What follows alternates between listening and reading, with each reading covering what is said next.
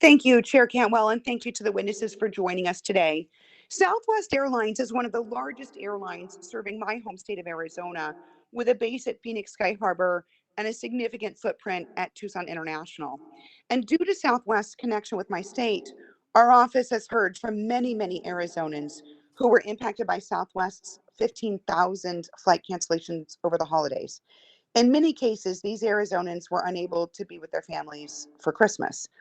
And many Americans who wanted to celebrate the holidays on vacation in Arizona couldn't make it there, which hurt both the travelers and the small businesses in Arizona who were ready to welcome them to the state.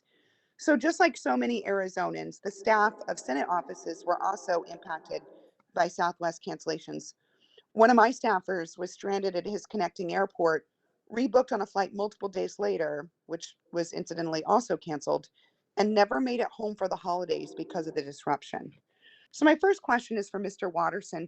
We know that many Southwest passengers, like my staffer, were stranded for days at their connecting airports.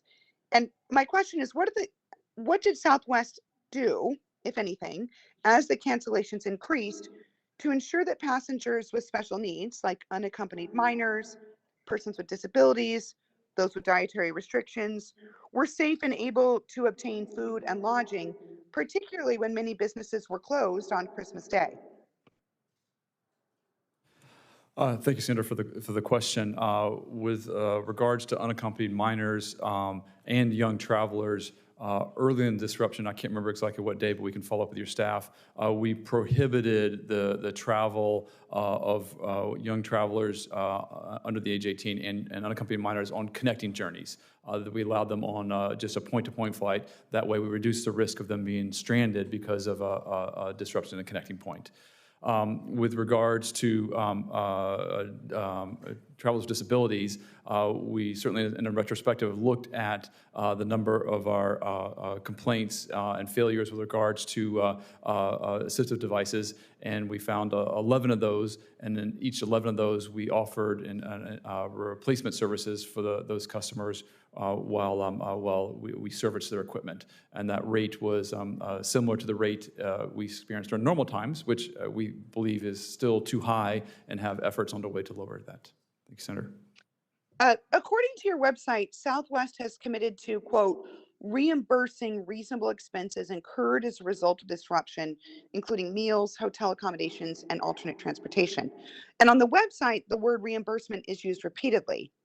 Yet the calls I'm getting to my office say that when folks are receiving these payments, the payments are being labeled as settlements instead of reimbursements. Now, not everyone understands the difference there, but as I'm sure you appreciate, the term settlement implies that customers are agreeing to forfeit their rights to pursue legal remedies, something that's not disclosed to customers on the website when they're uploading their receipts for reimbursement.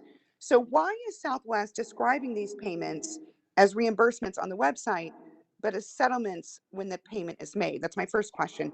And my second question is to ask you for a commitment that despite this language change, I'd like you to make clear that Southwest is not arguing that a customer has waived their legal rights because they followed your company's instructions to submit receipts for reimbursement. Thank you, Senator. I was unaware that on the payment website that it was labeled settlement. We did not mean it to be that way. We only meant it to be we're returning your money and nothing else. So So you believe that Southwest customers do retain all of their legal rights and are not waiving them when they receive their reimbursements? I'm unfamiliar with the topic, Senator. Is our intention just to refund people's money and not take away the legal rights? I can certainly follow up with that. I apologize. I don't know the information off the top of my head. Good. Well, that commitment is very important. On the topic of reimbursements, we heard that Southwest wasn't promising to reimburse expenses until multiple days after the cancellations began. So a lot of customers in the early days didn't book alternative transportation. Like they didn't book expensive alternative flights because they didn't know whether or not Southwest would pay them back. So my question is, why did it take so long to make this commitment? And for customers who are concerned about this for the future, I'm asking that you update your contract of carriage to clearly state that reasonable expenses will be reimbursed in the event that a similar disruption occurs in the future. Thank you, Senator. The early part of disruption was a weather event like everyone else experienced, and then it turned into a crew-driven event that only we experienced. And when that happened, my recollection is that we then changed our language to be that we would reimburse. And then I believe we've held true to that word as well. And that as far as the updates to our contract carriage, I believe we are consistent with the the DOT policy. We certainly want and endeavor to reimburse our customers, but I will commit to you that we'll go back and we'll look at that language and make sure it is up to date. Thank you. Chair Cantwell, I know my time has expired, so I'm going to submit another question for the record about code sharing and interline agreements around rebooking on other lines. I don't have time to get to that today, but it is something I'm very concerned about, and so I'll follow up. Thank you. Thank you. Thank you for that question.